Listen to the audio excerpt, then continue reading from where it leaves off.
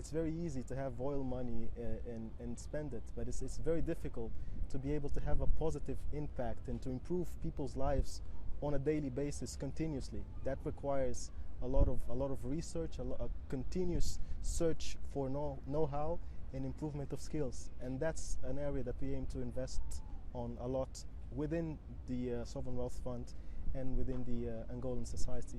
How can you avoid some of the pitfalls that you've had in the past in terms of the perception and the realities of corruption in this country? Well, we are familiar with the fact that this perception exists, and we are taking a lot of care to make sure that all of our investments are within the an approved investment policy, and our accounts will be audited annually by an independent, renowned auditor. If someone completely disconnected with Angola sees that yourself is running this fund partially with the board of directors and you are the president's son, some alarm bells will ring in capitals around the world. Sure.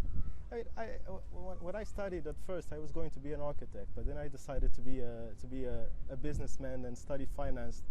And in the last few years before I took over this post, this function, I've been working as an investment banker. So I think all of the paths which I've chosen led to me being here, and I think that I am as good a candidate as anybody else. So the difference might be with this fund compared to a fund in, say, Singapore, is that there is a explicit charter, as it were, in it for social responsibility.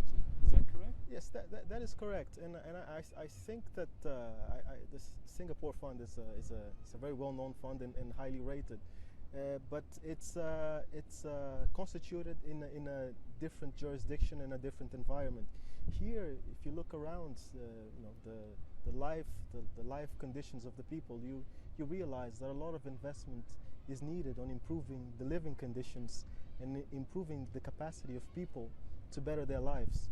So we found that it's a must to make this type of investment for the future.